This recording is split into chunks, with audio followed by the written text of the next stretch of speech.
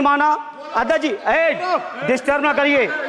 सभापति महोदय, मेरा टाइम इसमें काउंट नहीं होगा। आप इधर, अरे यार, बेईमानी से जीता है तो ज्यादा ना बोलो।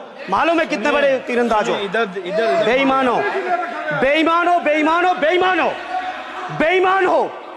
लोकसभा में आजमगढ़ से समाजवादी पार्टी सपा के सांसद धर्मेंद्र यादव ने मोदी सरकार पर जमकर हमला बोला।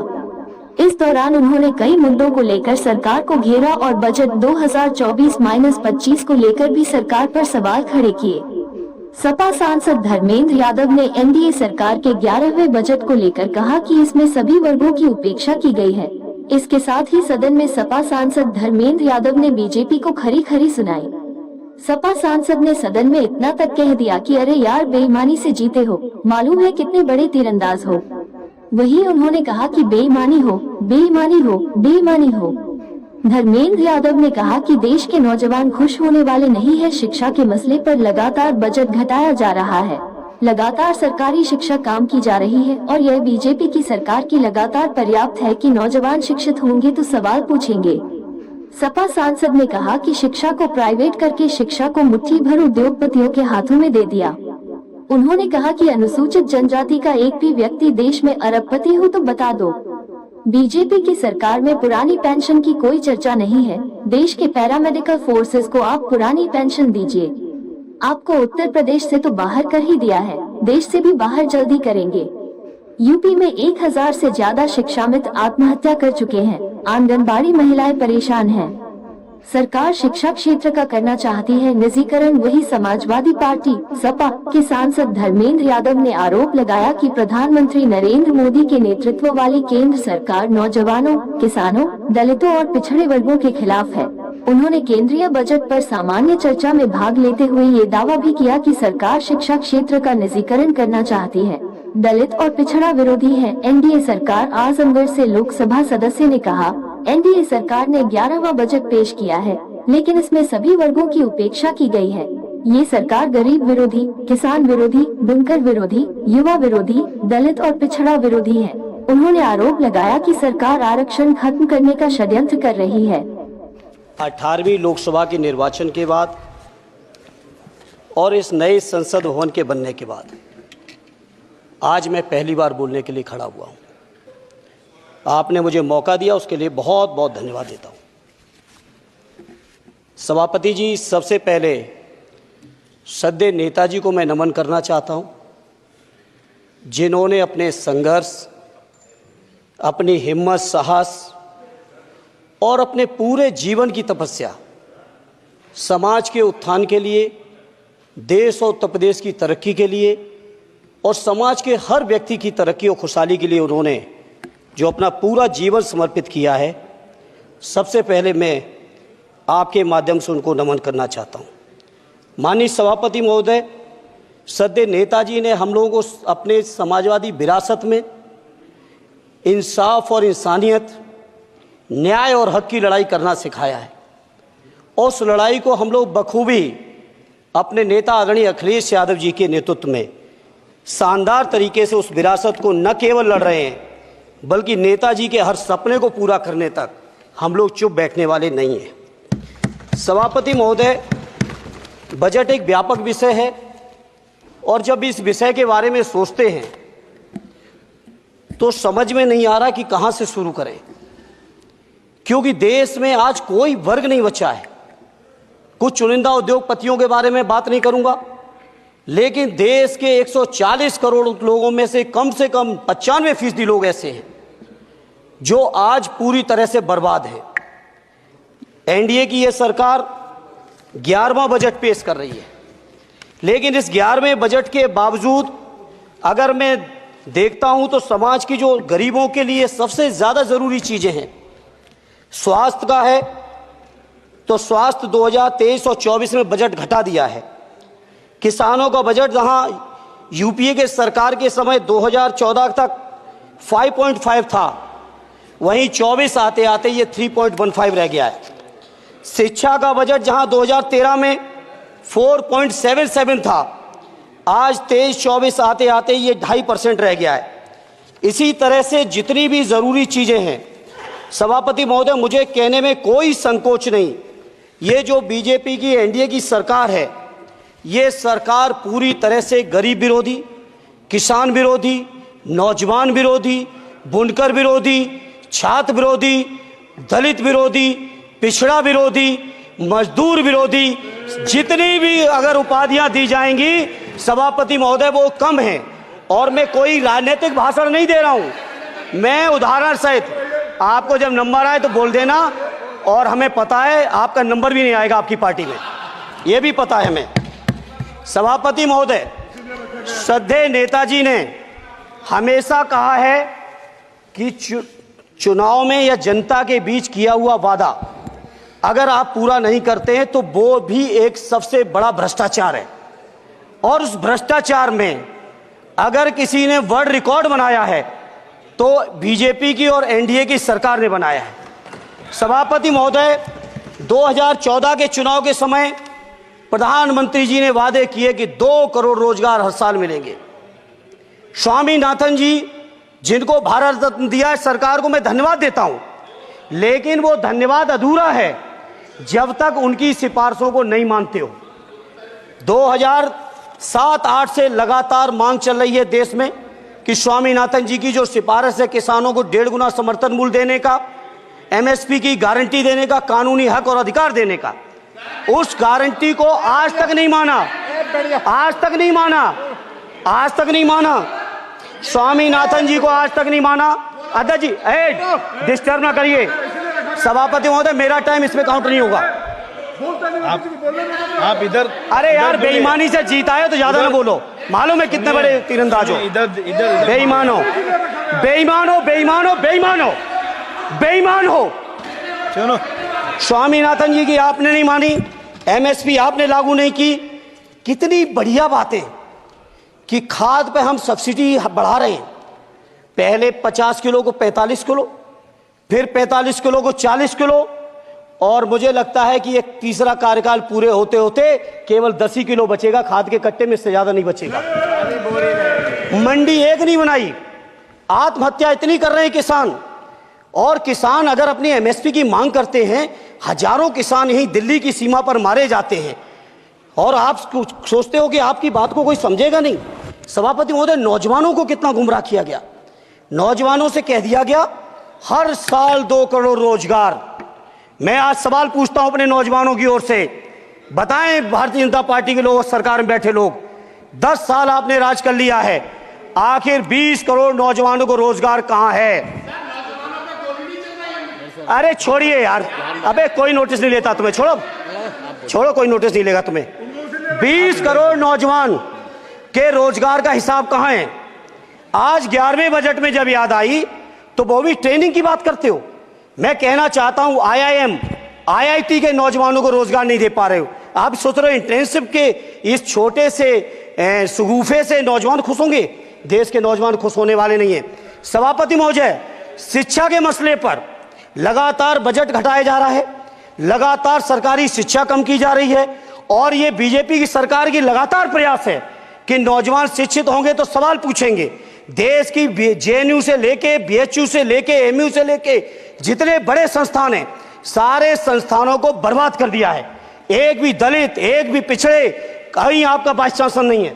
लगातार जितने भी आपके professor, associate professor, assistant professor की नियुक्तियों में आरएसएस का जब तक कोई फंडामेंटल कोर्स नहीं करेगा, बेसिक कोर्स, तब तक उसकी नियुक्ति नहीं होगी।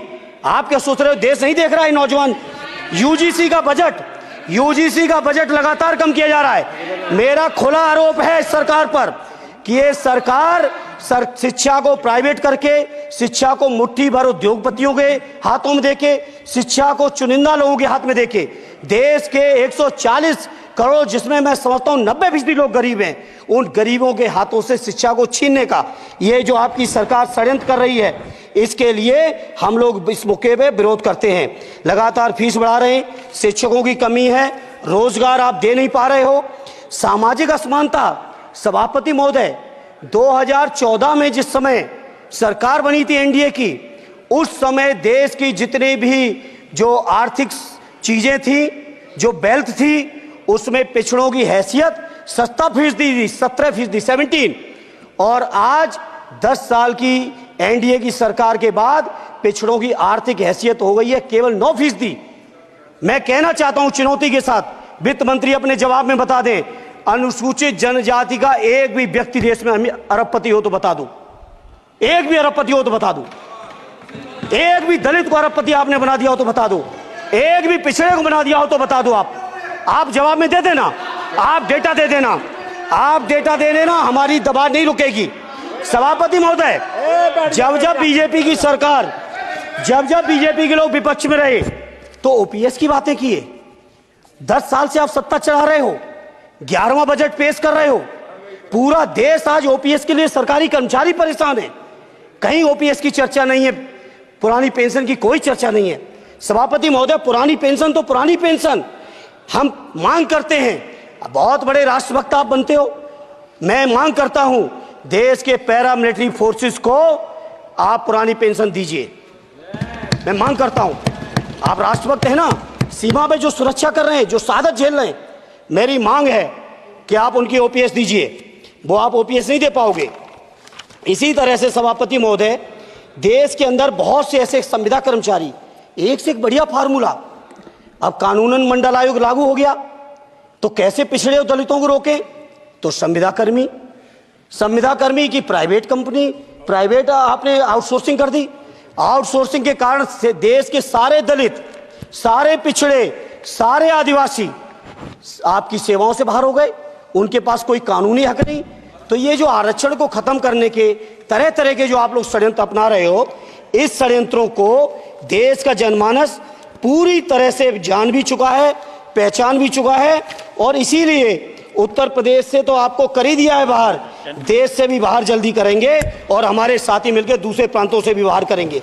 इसी तरह सभापति महोदय, हम मांग करते हैं, आप सोचिए उत्तर प्रदेश अकेले के अंदर, देश के हालात मुझे नहीं पता और बदतर होंगे, अकेले उत्तर प्रदेश में 1000 से ज्यादा शिक्षा मित्र आत्महत्या कर चुके। सभापति महोदय, कोई सरकार के कान पे जू नहीं रह रही है, किसान आत्महत्या कर रहे हैं, इन्हें कोई मतलब नहीं, अनुदेशकों को तनख्वाह नहीं मिल रही है समय से, कोई मतलब नहीं, आंगनबाड़ी महिलाएं परेशान हैं, इनको कोई मतलब नहीं। सभापति महोदय, आपकी आशा बहुएं, आपकी ये रसोईया महिलाएं, आपकी आंगनबाड़ी, पंचायत सहायक, रोजगार सेवक, मैं समझता हूं सभापति महोदय यहां बैठे हर सदस्य के पास इनके क्षेत्रों का ये डेलीगेशन जरूर मिलता होगा और मांग करता होगा कि कम से कम हमारा मानदेय बढ़ाया जाए, हमें स्थायी किया जाए। सभापति महोदय, इसके लिए सभापति महोदय, मेरी पार्टी के किसी भी मेंबर से हम नंबर कम कर लेंगे, टाइम, मेरा टाइम बढ़ा दीजिए, बढ़ा दीजिए, कोई भी मेंबर हमारे लिए दे देंगे टाइम, हम लोग। इसलिए सभापति महोदय, इन सभी समस्याओं के लिए मैं आपसे कहना चाहता हूं कि इनका समाधान करिए, और नहीं समाधान करेंगे तो अभी तो बैसाखी पे बन गए, बिहार और आंध्रा को पैकेज देखे फिर देश में कितने राज्यों को पैकेज दे पाओगे। अरे वित्त मंत्री जी, उत्तर प्रदेश से आते हो, इतना भी हक नहीं कि पूरे बजट भाषण में एक बार उत्तर प्रदेश का नाम आ जाता। इतना अयोध्या से नफरत हो गई, अयोध्या से अवधेश जी क्या जीत गए, आप लोगों को इतनी नफरत हो गई कि एक भी उत्तर प्रदेश का एक बार भी नाम नहीं आया। सभापति महोदय, इसे मैं आज इस मौके पर सभापति महोदय देश के गरीबों, किसानों, नौजवानों, व्यापारियों, बुनकरों सभी की ओर से कहना चाहता हूं, ये बजट देश विरोधी बजट है। कुछ समस्याओं के लिए सभापति महोदय संवेदनशीलता के साथ मैं कहूंगा सरकार को विचार करना चाहिए। श्रद्धेय नेताजी जब रक्षा मंत्री थे, उन्होंने व्यवस्था दी थी कि देश के अंदर जो भी सैनिक शहीद हुए हैं उनको ससम्मान उनके घरों पे जाके राष्ट्रीय सम्मान के साथ उनकी अंत्येष्टि हो। मैं उन्हीं की परंपरा को आगे बढ़ाते हुए एक और मांग करता हूं सभापति महोदय कि जो हमारे शहीद जिनकी अंत्येष्टि स्थल जहां कहीं भी बना हो, जिस भी परंपरा से बना हो, अरे आपको कुछ नहीं पता है, अरे यही तुम्हारे सैनिकों के लिए यही तुम्हारा भाव है। सभापति महोदय, आप बोले सर। सभापति महोदय, मेरा अनुरोध है अग्निवीर की योजना खत्म की जाए। ये 4 साल के सैनिक से देश की उतनी मजबूत रक्षा नहीं हो सकती। नौजवानों को गुमराह करके केवल 4 साल, उन्हें दो ना 60 साल तक रिटायरमेंट, 4 साल बाद वो कहां नौकरी ढूंढेंगे। इसे मेरी मांग है अग्निवीर की योजना खत्म की जाए। साथ ही साथ मेरी एक मांग और है कि जो शहीदों की शहादत स्थल है उसको शहीद स्थल के तौर पर डेवलप करने के लिए केंद्र सरकार को अतिरिक्त बजट देना चाहिए। मैं नहीं समझता हूं इसमें किसी को कोई दिक्कत होनी चाहिए। इसी तरह सभापति महोदय, बातें बहुत लंबी लंबी की जाती हैं, थोड़ा सा मैं अपने क्षेत्र के बारे में कहूँगा। आदरणीय हमारे नेता माननीय राममूर्ति वर्मा जी ने भी कहा है, माननीय लालजी वर्मा जी ने भी, जो बाढ़ की समस्या है, जो समस्या बिहार में है नेपाल से पानी छोड़ने की, वही समस्या उत्तर प्रदेश की भी है।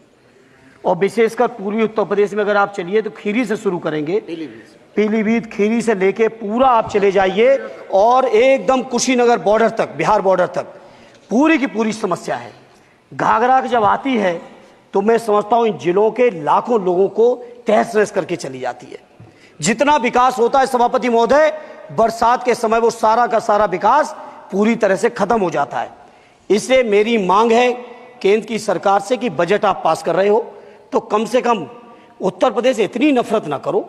2 बार तो उत्तर प्रदेश की दम पे ही बैठे थे और तब भी ये वित्त मंत्री जी हंस रहे हैं, इनके यहाँ भी आता है बाढ़ तो जाती होगी, महाराज बसता तो नहीं होगा, कुशीनगर बसता नहीं होगा, आपका मऊ बसता नहीं है, आजमगढ़ बसता नहीं, अंबेडकर नगर बसता नहीं, बहराइच बसता नहीं, खीरी बसता नहीं, श्रावस्ती बसता नहीं, पीलीभीत बसता नहीं, बलिया बसता नहीं है, कुशीनगर बसता नहीं है, गोरखपुर बसता नहीं है। इतने जिले तो हमारे उत्तर प्रदेश के प्रभावित हैं। तो बिहार की तरह से एक विशेष पैकेज हमारे उत्तर प्रदेश के लिए भी दे दो। कम से कम इतना तो कहने की हिम्मत रखो, केवल चीखने के लिए बैठे हैं सब के सब। सभापति महोदय, दूसरा एक मैं बात, हमसे पूर्व जो सांसद रहे हमारे आजमगढ़ के, बड़ी लंबी लंबी बातें की, गोरखपुर से आजमगढ़ होते हुए बनारस तक का हमने रेलवे लाइन स्वीकृत करा दिया। सभापति महोदय, मैंने जब पता किया अधिकारियों से तो सच्चाई ये है कि अभी उस पर एक भी पैसे का बजट का आवंटन नहीं है, नहीं है बजट का आवंटन। हाँ, आज आप ही ने तो पेश किया बजट, आप ही तो साइन किए हो, निर्मला जी ने तो किया नहीं होगा, आप ही ने किया होगा। तो सभापति महोदय, उस पर बजट भी आए, उस पर बजट भी आना चाहिए। दूसरा सभापति महोदय, ये जो समस्या है बाढ़ वाली, मैं समझता हूं कोई अकेले मेरी नहीं है, मेरे अकेले क्षेत्र की नहीं है। जो भी संवेदनशील व्यक्ति होगा इस पर जरूर गंभीरता से सोचेगा, उसको सोचे। इसी के साथ मैं अपनी पार्टी की ओर से इस जन विरोधी बजट का पुरजोर विरोध करता हूं। बहुत बहुत धन्यवाद। श्री सुखदेव भगत जी।